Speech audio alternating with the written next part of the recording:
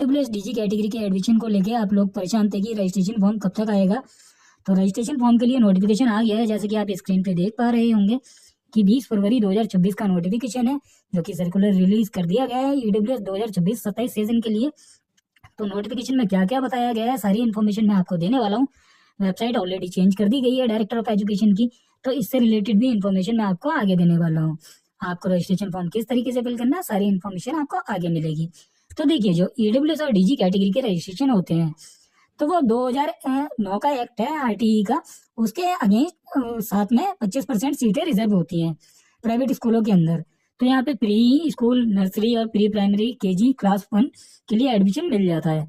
और एक होता है ईडब्ल्यूएस फ्रीशिप, जिसमें 2nd क्लास से लेकर 9th क्लास तक के बच्चों का रजिस्ट्रेशन करा के आप अपने बच्चों को फ्री में शिक्षा दिलवा सकते हैं। तो ये हो गया आपका, यहाँ पे 25% सीटें रिजर्व होती हैं। तो इस नोटिफिकेशन में आगे डिटेल में क्या दिया गया है, तो हम सारे क्लॉज इसके पढ़ने वाले हैं, और जिससे कि आपको आसानी रहे और आप आसानी से अपने बच्चे के लिए रजिस्ट्रेशन फॉर्म फिल कर पाए। तो सारी इन्फॉर्मेशन आपको पहले से पता होनी चाहिए।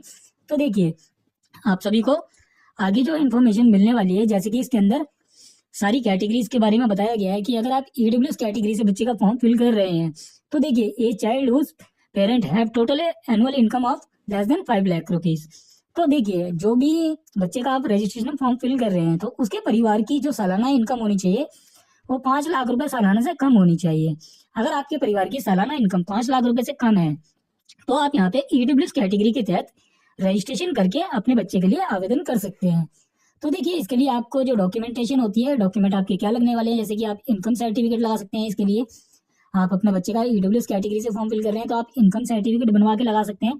तो इनकम सर्टिफिकेट से लेके भी कुछ अपडेट दिया गया है नोटिफिकेशन के अंदर, तो मैं आपको वो आगे बताने वाला हूँ नोटिफिकेशन में। आप तो पूरी वीडियो को ध्यान से देखें, बिल्कुल भी वीडियो स्किप ना करें। अगर आप स्किप करते हैं तो कुछ इंपॉर्टेंट इन्फॉर्मेशन आपसे मिस हो सकती है। तो आप यहाँ पे वीडियो स्किप ना करें, ध्यानपूर्वक देखें, सारी जानकारी समझें। तो ईडब्ल्यूएस कैटेगरी में आप इनकम सर्टिफिकेट लगा के आवेदन कर सकते हैं। और या फिर आपकी देखिए 5 लाख रुपए सालाना इनकम से कम होनी चाहिए। इनकम सर्टिफिकेट बनवा सकते हैं आप 5 लाख से कम का, और अप्लाई कर सकते हैं ईडब्ल्यूएस कैटेगरी में। या फिर आपके पास बीपीएल राशन कार्ड हो या फिर एएवाई राशन कार्ड हो, तो ठीक है, आपके पास ये वाले राशन कार्ड होंगे तो भी आप आवेदन कर सकते हैं। और आपका जो पीआर राशन कार्ड होता है, जो कि फूड सिक्योरिटी कार्ड होता है, उसके बारे में आगे डिटेल दी गई है, तो उससे भी रिलेटेड हम बात करने वाले हैं। तो देखिए, ईडब्ल्यूएस कैटेगरी में 5 लाख एनुअल इनकम होनी चाहिए। आपकी 5 लाख से कम होगी तो आप यहाँ पे रजिस्ट्रेशन करके अपने बच्चे को यहाँ पे फॉर्म में फिल कर सकते हैं। और किसी बच्चे का अलॉटमेंट हो जाता है तो वो निःशुल्क पढ़ पाएगा किसी भी प्राइवेट स्कूल के अंदर। यहाँ पे आप ईडब्ल्यूएस कैटेगरी के तहत रजिस्ट्रेशन कर पाएंगे। अब देखिए, 2nd कैटेगरी जो है यहाँ पे दी गई है वो डीजी कैटेगरी, यानी कि डिसएडवांटेज ग्रुप। तो डीजी कैटेगरी में जो हमारे को बताया गया है, जैसे कि मैंने आप सभी को पहले बता रखा है कि डीजी कैटेगरी में एससी, एसटी और ओबीसी पर्सन आते हैं, और माइनॉरिटी और ट्रांसजेंडर भी आते हैं, और एचआईवी इन्फेक्टेड चाइल्ड होते हैं, वो भी डीजी कैटेगरी के तहत रजिस्ट्रेशन कर सकते हैं। तो देखिए, डीजी कैटेगरी में जब आप रजिस्ट्रेशन फॉर्म फिल करेंगे, तो डीजी कैटेगरी में अगर आप एससी कैटेगरी में हैं, तो आपको यहाँ पे जो सर्टिफिकेट बना हुआ है आपका, वो लाइफ टाइम वैलिड होता है, तो आपका वही सर्टिफिकेट चल जाने वाला है, उसमें आपको कोई प्रॉब्लम नहीं है। बस यहाँ पे शर्त इतनी सी है कि जो इनकम सर्टिफिकेट जैसे ईडब्ल्यूएस कैटेगरी के लिए या राशन कार्ड आप लगाने वाले हैं, वो दिल्ली का होना चाहिए। उसी प्रकार से आपका जो जाति प्रमाण पत्र होने वाला है, एससी, एसटी या ओबीसी हो, वो आपका दिल्ली का ही होना चाहिए। तो आपको ये चीज समझ में आ जानी चाहिए। तो आप यहाँ पे इन डॉक्यूमेंट के माध्यम से डीजी कैटेगरी के तहत आवेदन कर सकते हैं। तो देखिए, यहाँ पे ईडब्ल्यूएस और डीजी कैटेगरी के लिए जो डॉक्यूमेंट लगने वाले हैं आपके, वो प्रॉपर दिल्ली के होने चाहिए, दिल्ली के ही सर्टिफिकेट बने हुए होने चाहिए। आपका इनकम हो या एससी, एसटी, ओबीसी सर्टिफिकेट हो। अब देखिए, यहाँ पे सीटों का परसेंटेज भी दिया गया है कि कितनी % सीटें रिजर्व होती हैं। तो देखिए, ईडब्ल्यूएस कैटेगरी और डीजी कैटेगरी, दो कैटेगरी हैं जो कॉमन रखी जाती हैं। तो दोनों कैटेगरी में जो हमारे पास सीट अवेलेबल है, वो हमारे को यहाँ पे 22% सीटें दी गई हैं। तो 22% सीटों पे एडमिशन होता है ईडब्ल्यूएस कैटेगरी में और डीजी कैटेगरी में। दोनों कैटेगरी को आप अच्छे से समझ सकते हैं। तो ये दोनों कैटेगरी में आपको 22% सीटें मिलने वाली हैं। अब लोगों को लगता है कि 25% सीटें होती हैं, तो 25% सीटें होती तो हैं जो कि रिजर्व होती हैं, पर 25% में से जो 22% सीटें हैं वो ईडब्ल्यूएस कैटेगरी के लिए जाती है और डीजी कैटेगरी के लिए जाती है, और जो 3% सीटें बचती हैं वो जाती हैं आपकी सीडब्ल्यूएस कैटेगरी के लिए।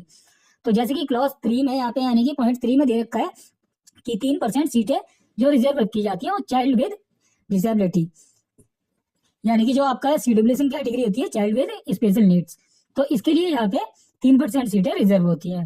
तो ये वाला पॉइंट भी आपका क्लियर हो जाता है कि सीडब्ल्यूएस कैटेगरी से अगर आप फॉर्म फिल करना चाहते हैं तो यहाँ पे 3% सीटें रिजर्व है और ईडब्ल्यूएस डीजी कैटेगरी में 22% सीटें रिजर्व है। तो ये वाला पॉइंट भी आपका क्लियर हो गया।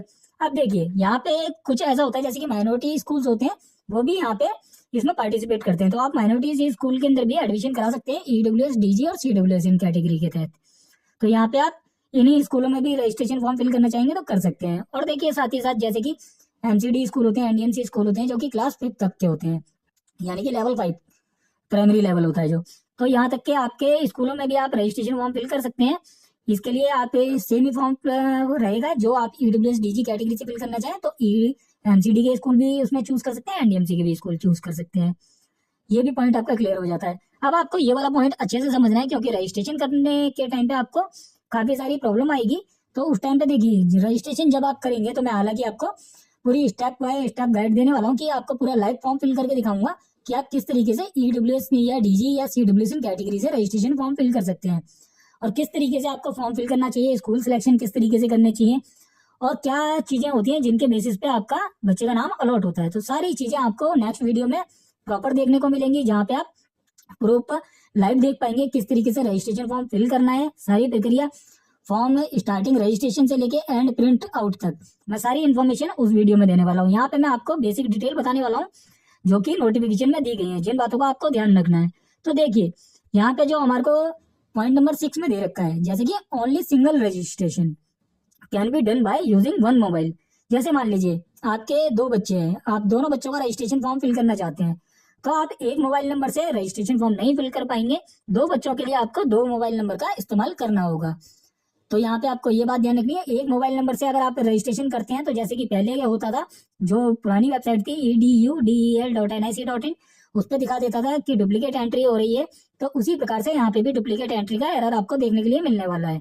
तो उसके लिए आपको यहाँ पे 2 बच्चे हैं तो 2 बच्चों के लिए 2 मोबाइल नंबर यूज करने हैं। एक आप मदर का यूज कर सकते हैं मोबाइल नंबर, एक फादर का यूज कर सकते हैं।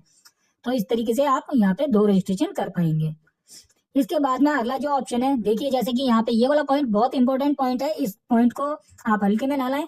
अगर ये वाला कुछ ऐसा पाया जाता है, ये पॉइंट अगर आपने सही से नहीं समझा तो आपके बच्चे का नाम भी अगर आ गया तो उसके बाद भी आपका एडमिशन कैंसिल किया जा सकता है। तो आपको ये वाली लाइन बहुत अच्छे तरीके से समझ लेनी चाहिए। यहाँ पे मेंशन किया गया है only a single application shall be filled for a child by an applicant for online admission process. और इसके बाद में जो लाइन लिखी है आपको ये वाली लाइन पे ध्यान देना है, multiple application filled for a child shall lead to cancellation of candidate.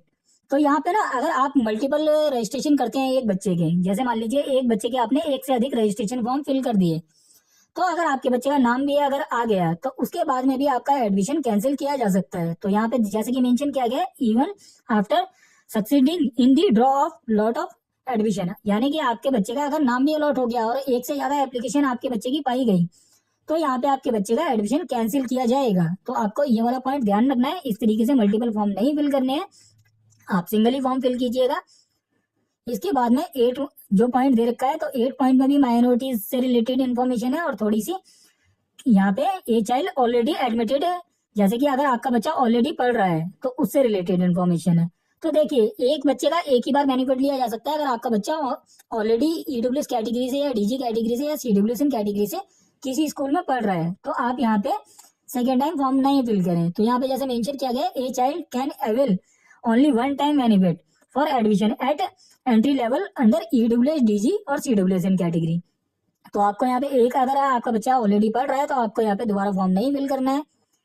इसके बाद में आगे चलते हैं, तो आगे जो हमारे को देखिए यहाँ पे लिखा हुआ है जो प्रोसेस रहेगा एडमिशन का, तो वो क्या रहने वाला है। तो मैंने आपको हालांकि पहले ही बता रखा है इसकी एडमिशन की देखिए लास्ट डेट और यहाँ पे स्टार्टिंग डेट, यानी कि स्टार्टिंग डेट है 21 फरवरी, जैसा कि मैंने आपको अपने थंबनेल पे भी देखा हुआ और मैंने आपको शॉर्ट वीडियो में भी इन्फॉर्म कर दिया और पहले भी अपडेट दे दिया था कि 21 फरवरी से फॉर्म रिलीज हो रहे हैं। तो हालांकि मैंने ये अपडेट आपको बहुत जल्दी दे दिया है, आपको ये अपडेट देखने को नहीं मिला होगा और मैंने आपको ऑफिशियल वेबसाइट से नोटिफिकेशन से भी दिखा दिया है अपडेट कि 21 फरवरी 2026 से रजिस्ट्रेशन फॉर्म चालू हो गए हैं। Opening for online module for filling online application EWS DG CWS category.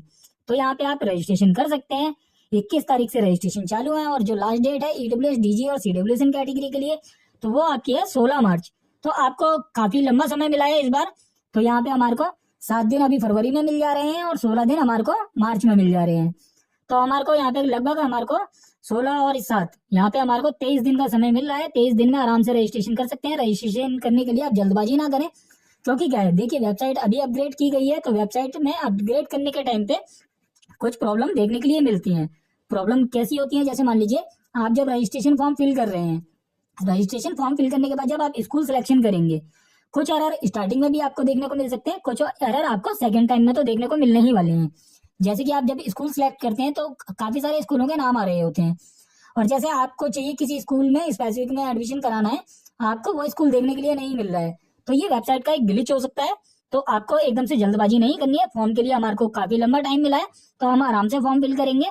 तो आपको यहाँ पे ये चीज ध्यान रखनी है कि अभी हमारे को 23 दिन का टाइम मिला हुआ है, तो आराम से फॉर्म फिल करेंगे। 2-4 दिन आप वेट कर लीजिए, तब रजिस्ट्रेशन कीजिएगा। अभी जल्दबाजी में कोई गलत स्टेप से आप फॉर्म फिल कर देंगे तो बाद में आपको परेशानी होने वाली है।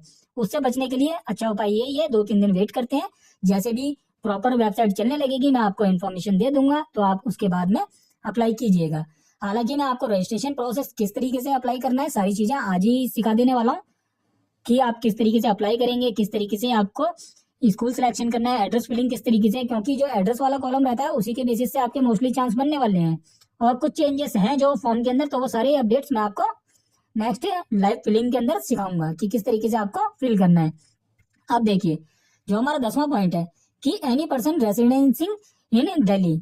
तो देखिए, अगर आप दिल्ली के अंदर रह रहे हैं तो आप यहाँ पे आपका जो सर्टिफिकेट होगा, इनकम सर्टिफिकेट, जैसे मैंने बताया आपको कि इनकम सर्टिफिकेट हो आपका, या बीपीएल राशन कार्ड हो, या एवाई राशन कार्ड हो, या आपका फूड सिक्योरिटी कार्ड जो कि पीआर राशन कार्ड होता है, तो आपके पास ये कोई भी डॉक्यूमेंट हो वो दिल्ली का होना चाहिए। आपका दिल्ली से ही इशू हुआ होना चाहिए आपका सर्टिफिकेट, और आपका जो कास्ट सर्टिफिकेट रहने वाला है वो भी आपका दिल्ली से ही इशू होना चाहिए। अगर आपका कास्ट सर्टिफिकेट जैसे कि SC ST या OBC सर्टिफिकेट किसी अदर राज्य का है तो वो आपका सर्टिफिकेट नहीं चलेगा। वो आपका जब वेरिफिकेशन होगी उस टाइम पे आपको मना कर दिया जाएगा एडमिशन के लिए। तो आपको इस बातों का ध्यान रखना है। जो भी आपके सर्टिफिकेट्स हों, जैसे कि आपका इसमें मेंशन भी किया गया है, इनकम सर्टिफिकेट इशू हो तो आपका रेवेन्यू डिपार्टमेंट से होना चाहिए। और राशन कार्ड जो आपके अप्लाई होते हैं या बनते हैं वो FSI से बनते हैं, यानी कि फूड कॉर्पोरेशन ऑफ इंडिया से बनते हैं, तो आप वहां से आपका राशन कार्ड बना हुआ होना चाहिए। और आपका राशन कार्ड, देखिए राशन कार्ड भी आपका ऐसा है कि राशन कार्ड को लेके अपडेट चल रही है, दिल्ली के अंदर कैंसिलेशन चल रहे हैं, उससे रिलेटेड मैं इन्फॉर्मेशन आपको आगे दे दूंगा। आगे क्या नेक्स्ट वीडियो बनाना पड़ेगा उसके लिए, वो लंबा टॉपिक है, क्योंकि उसमें कुछ क्राइटेरिया चेंज किए गए हैं। राशन कार्ड आपका हो सकता है, आपको चेक कर लेना है कि कहीं कैंसिल तो नहीं हो गया है, क्योंकि कैंसिलेशन हो रहे हैं राशन कार्ड दिल्ली के अंदर, तो आपको ये चीज चेक कर लेनी है। चेक करने के लिए मैंने वीडियो ऑलरेडी अपने चैनल पे डाल रखी है, आप राशन कार्ड का स्टेटस किस तरीके से देख सकते हैं, तो आपको उन वीडियोस को देख लेना है। उनका लिंक मैं आपको वीडियो के डिस्क्रिप्शन में दे दूंगा, किस तरीके से आप चेक कर सकते हैं कि आपका राशन कार्ड अभी एक्टिव है या इनएक्टिव है। अगर आपका राशन कार्ड इनएक्टिव हो गया है तो उसे चालू करने का प्रोसेस अगर आप सीखना चाहते हैं तो वो भी मैं आपको आगे बता दूंगा, किस तरीके से आपको आपका राशन कार्ड जो बंद हो गया है या कैंसिल हो गया है या रिजेक्ट कर दिया गया है वो चालू करा सकते हैं। अब ये वाले पॉइंट हमारे क्लियर हो गए। इसके बाद हमारे को जो कैटेगरी के इनकम क्राइटेरिया के लिए बताया गया है, जैसे कि देखिए इनकम सर्टिफिकेट टोटल एनुअल, जैसे मैंने आपको अभी बताया कि 5 लाख रुपए सालाना से कम होनी चाहिए, जो कि हमारा रेवेन्यू डिपार्टमेंट से बना हुआ होना चाहिए। सेम इसी प्रकार से हमारा जो राशन कार्ड होते हैं, राशन कार्ड को इनकम क्राइटेरिया को लेकर अभी अपडेट आया था। जैसे कि पहले कहा जाता था राशन कार्ड बनाने के लिए annual income less than 1 lakh होती थी, पर अभी यहाँ पे गवर्नमेंट ने अनाउंस तो किया है, बट अभी ऑफिशियल अपडेट नहीं है इसका, कि 1.2 यानी कि 1,20,000 रुपए का आप इनकम बनवा सकते हैं। तो अभी ये अनाउंस तो हो गया है, बट अभी इसका ऑफिशियल नोटिफिकेशन नहीं आया है। ऑफिशियल नोटिफिकेशन जब भी आएगा राशन कार्ड से रिलेटेड तो मैं उसका इन्फॉर्मेशन दे दूंगा।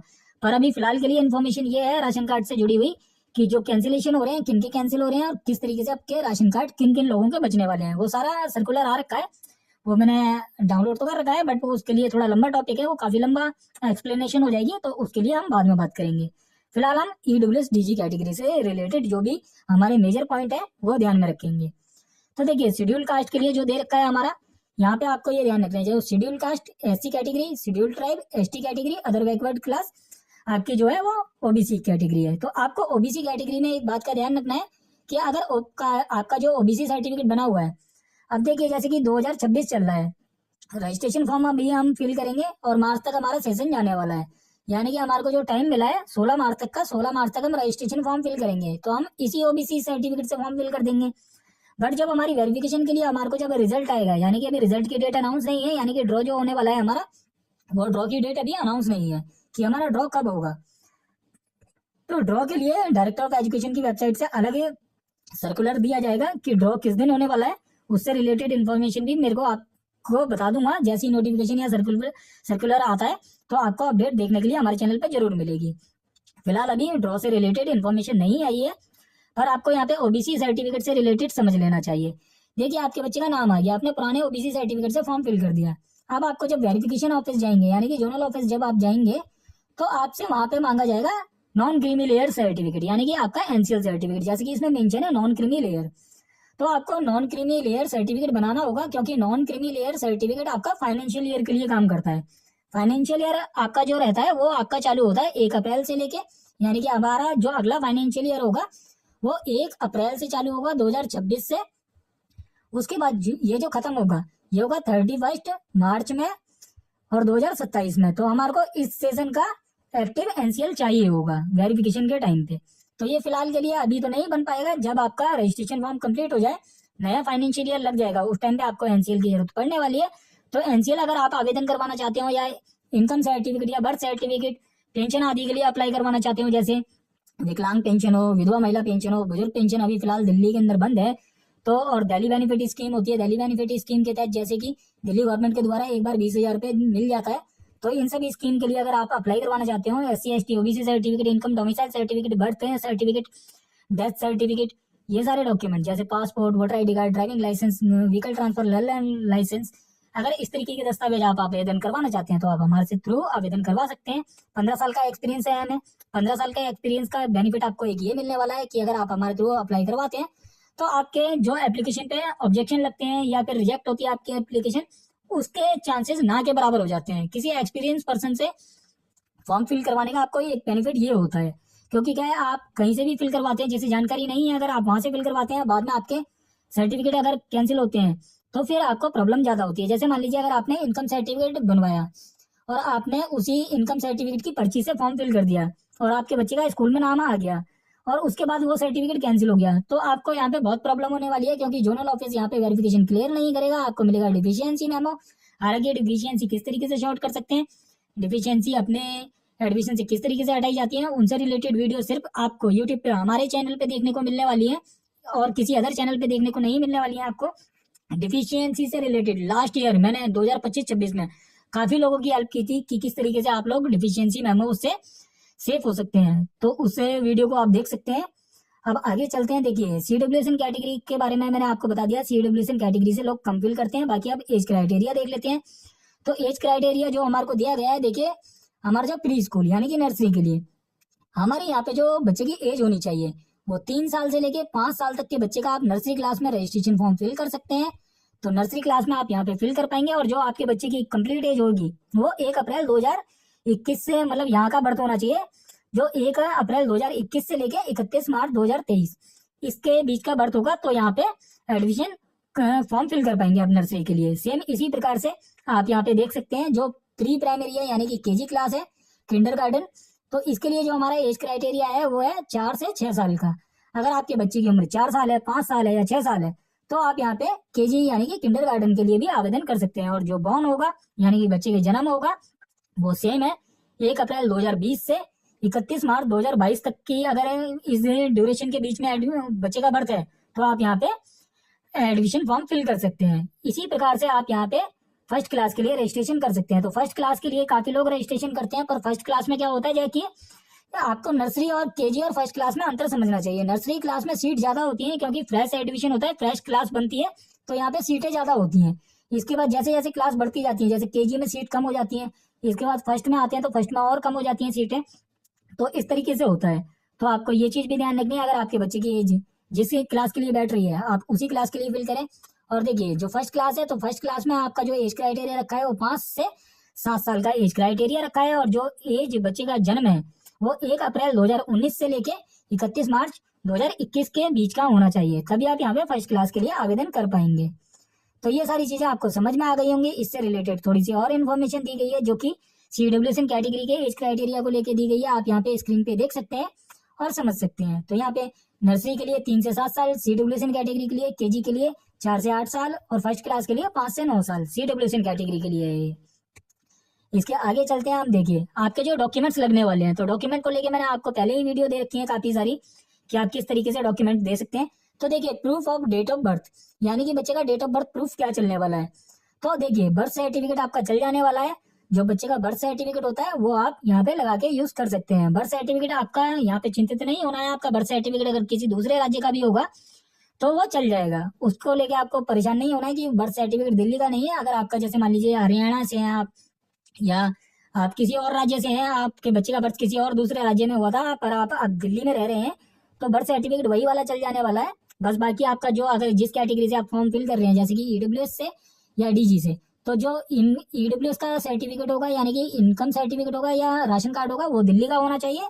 और डीजी कैटेगरी में अगर आप अप्लाई कर रहे हैं तो आपका जो सर्टिफिकेट होगा एससी एसटी ओबीसी सर्टिफिकेट वो दिल्ली का बना होना चाहिए।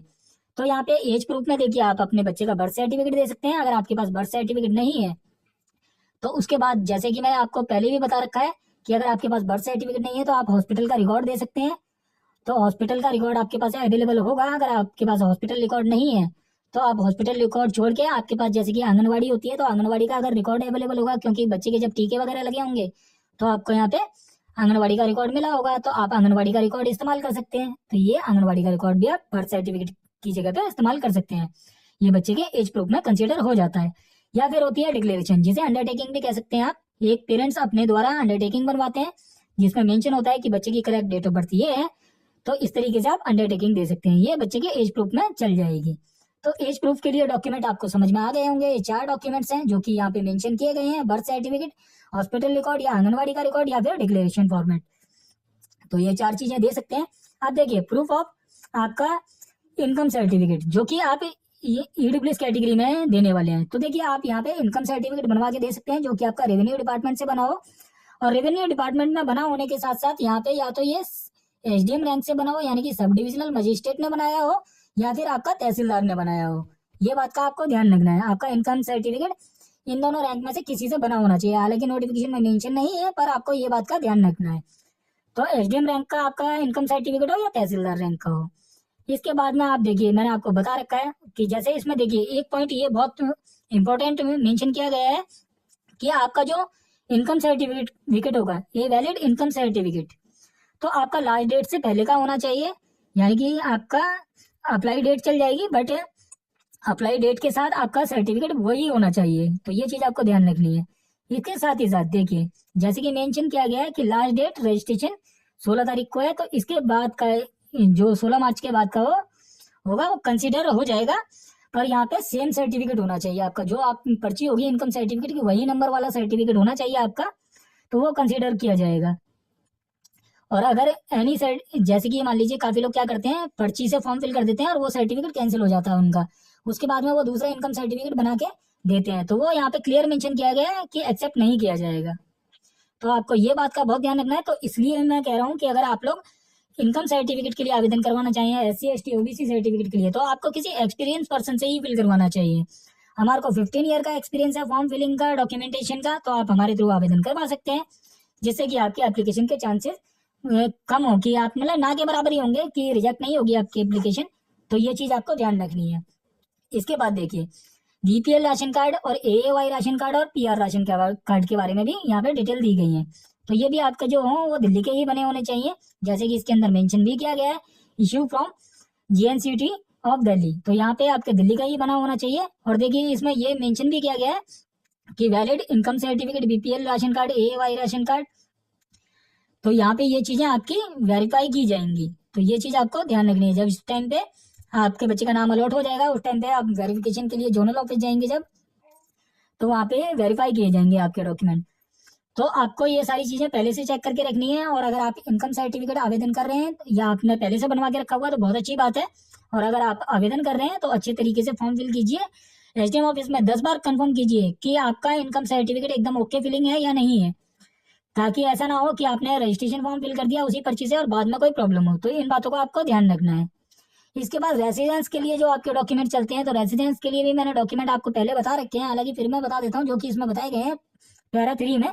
आप राशन कार्ड दे सकते हैं रेसिडेंस प्रूफ में, डोमिसाइल सर्टिफिकेट दे सकते हैं बच्चे का या फिर पेरेंट्स का, आप डोमिसाइल सर्टिफिकेट दे सकते हैं यहाँ पे। इसके बाद में रेसिडेंस के लिए आपका जो एक डॉक्यूमेंट वोटर आईडी कार्ड भी चल जाने वाला है। ये जैसे कि मैंने आपको ये सारे डॉक्यूमेंट पहले भी बता रखे हैं कि ये सारे डॉक्यूमेंट चल जाते हैं। आप देखिए यहाँ पे जो मेंशन क्या है, इलेक्ट्रिसिटी बिल, एमटीएनएल बिल और वाटर बिल। तो यहाँ पे आपको एक बात का ध्यान रखना है, सिर्फ यहाँ पे ये लिखा हुआ है कि इलेक्ट्रिसिटी बिल, एमटीएनएल बिल और वाटर बिल।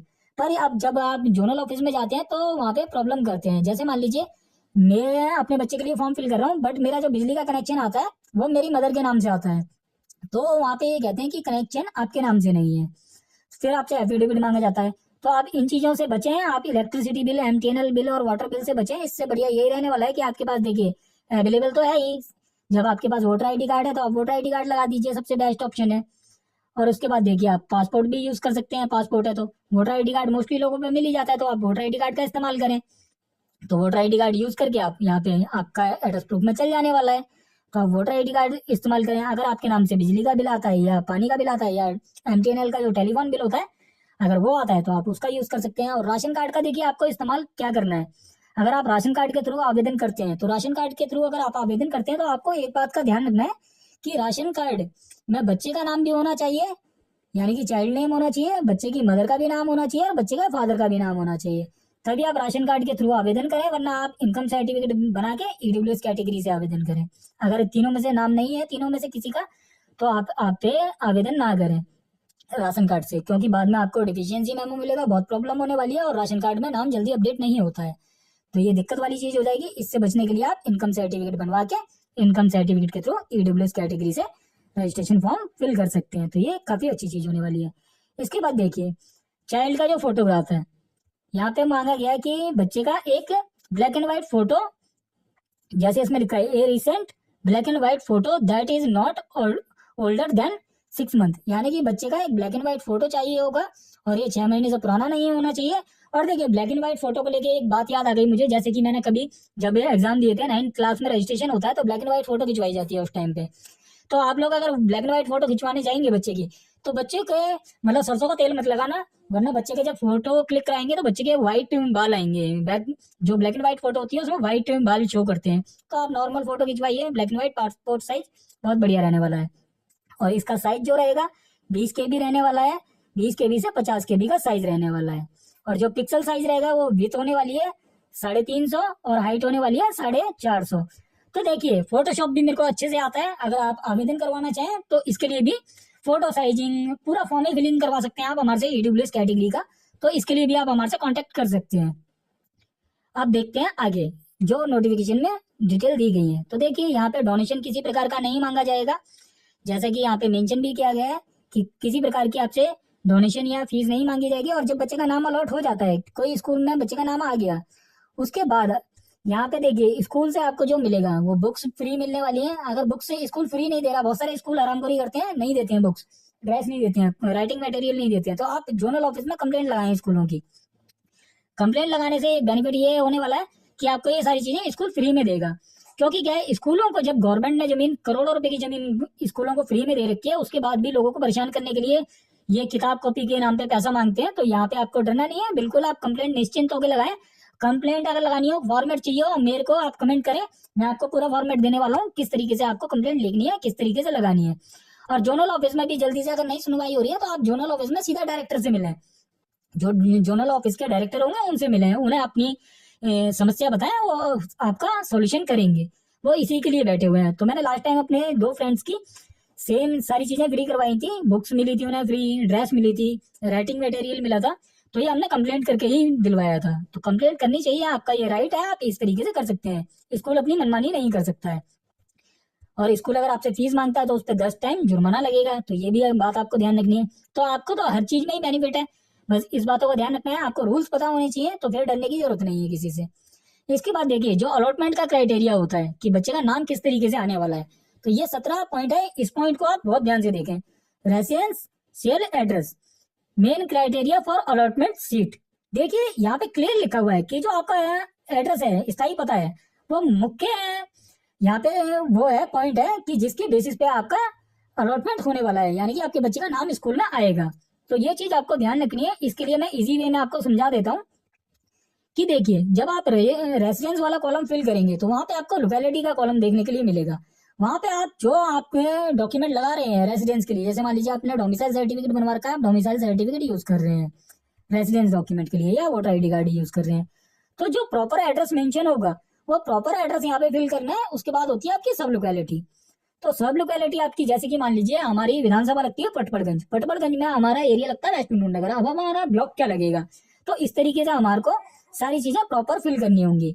तो अगर हम ये सारी डिटेल पर्याप्त सही तरीके से फिल कर देते हैं तो हमारे यहाँ पे एडमिशन के चांसेस ये काफी ज्यादा बढ़ जाते हैं। तो इस तरीके से हमारे को ये चीजें फिल करनी है। बाकी सारी इन्फॉर्मेशन आपको लाइव फॉर्म के अंदर देखने के लिए मिलेगी, जो मैं लाइव फॉर्म आपको फिलिंग करके दिखाऊंगा कि किस तरीके से आपको लाइव फॉर्म फिल करना है। बाकी पर्याप्त इन्फॉर्मेशन जो देने लायक इन्फॉर्मेशन थी इस नोटिफिकेशन के अंदर मैंने आपको बता दी है। और अगर आप हेल्प डेस्क पे बात करना चाहें तो आप हेल्प डेस्क पे बात कर सकते हैं। एजुकेशन डायरेक्टर ऑफिस का यहाँ पे नंबर मेंशन है, 10 से लेके 5 बजे तक आप कॉल कर सकते हैं वर्किंग डेज के अंदर, मंडे टू फ्राइडे। तो आप यहाँ पे कॉल करके बात कर सकते हैं। हालांकि मैंने पूरा नोटिफिकेशन आपको एक्सप्लेन कर दिया है। इससे रिलेटेड अगर आपको कोई क्वेश्चन है तो आप कमेंट बॉक्स में कमेंट करके पूछ सकते हैं। और वीडियो को अधिक से अधिक शेयर करें लोगों के पास, ताकि जल्दी से जल्दी पेरेंट्स के पास इन्फॉर्मेशन पहुंच पाए और अधिक से अधिक बच्चों का एडमिशन हो पाए। धन्यवाद।